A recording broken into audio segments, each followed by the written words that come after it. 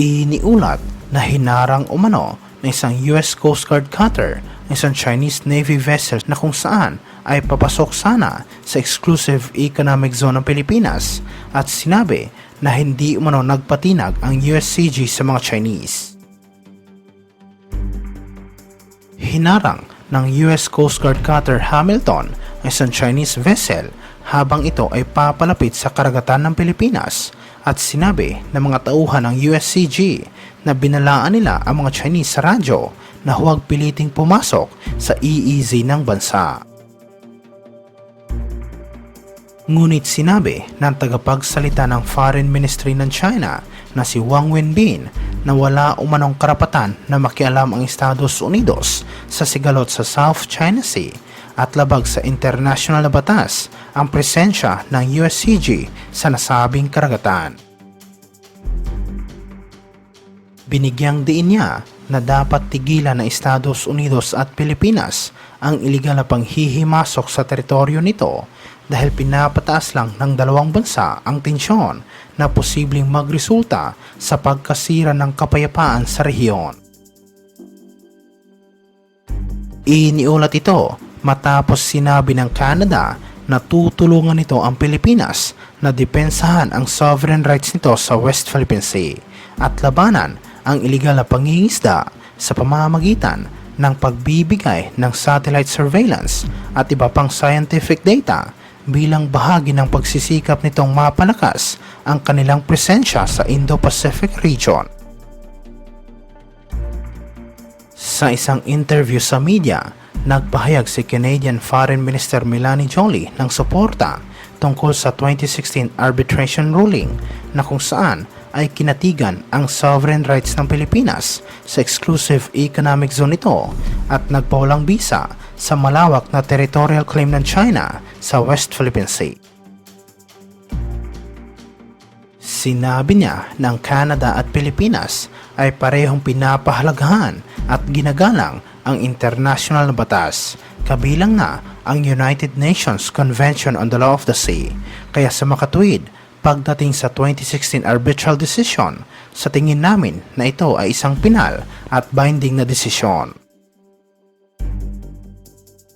Sinabi ng top diplomat ng Canada na malinaw umanong mayroong tumitinding tensyon ngayon sa rehiyon, lalo na sa East at South China Sea, at ang pagpapatibay at pagsunod sa international na batas ay mahalaga upang patuloy na mapanatili ang kapayapaan.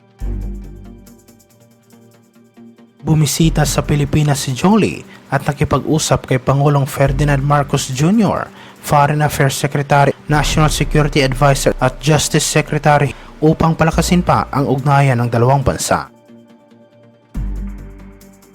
Binanggit naman ni Joly nang tungkol sa konteksto ng Indo-Pacific Strategy ng kanilang bansa, ang Pilipinas ay malinaw na isang priority country ng Canada at makakaasa ang Manila na marami ang ibibigay nilang suporta pagdating sa security.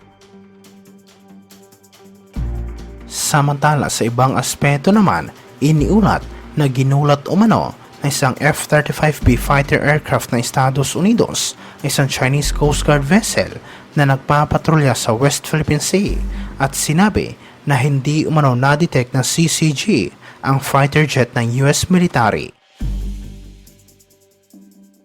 Sinabi sa report na habang nagpapatrolya ang USS America, isang amphibious assault ship ng Estados Unidos, namataan nito ang isang barko ng Chinese Coast Guard sa West Philippine Sea, kaya agad itong nag-deploy na isang F-35B upang lapitan ang barko ng China. Ayon sa tagapagsalita ng US Navy, hindi umano kaagad na-detect ng Chinese Coast Guard ang F-35B at nabigla umano ang mga Chinese matapos nilang makita na papalapit na ang aircraft ng Estados Unidos sa kanilang barko. Agad binago ng Chinese Coast Guard ang kanilang direksyon at kalaunan ay lumiko palayo sa West Philippine Sea.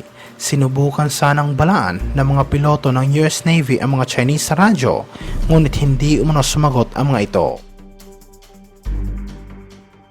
Iniulat ito matapos tiniyak ng Philippine Navy na mayroon na silang kakayahan na bantayan at ipagtanggol ang teritoryo ng bansa. At ayon kay Commodore Roy Vincent Trinidad, ang Philippine Fleet Deputy Commander ng Philippine Navy, na marami na ang nadagdag sa kagamitan ng kanilang hukbo sa mga nagdaang taon. Sinabi niya ng hukbong dagat ng Pilipinas ay nakatanggap ng maraming capabilities sa mga nakalipas na taon. Papasok na ang kanilang serbisyo sa tinatawag na Missile Age at malayo umano ito kumpara noong nagpapatakbo pa sila ng mga World War II at Vietnam War vintage na barko. Idinagdag niya na ipinagmamalaki ng Philippine Navy na sabihin sa mga mamamayang Pilipino na marami umunong salamat sa inyong suporta dahil mas may kakayahan na ngayon ang hukbo na magbigay ng mga capabilities upang maprotektahan ang national territory ng bansa at ma-secure ang kaligtasan ng mga Pilipino.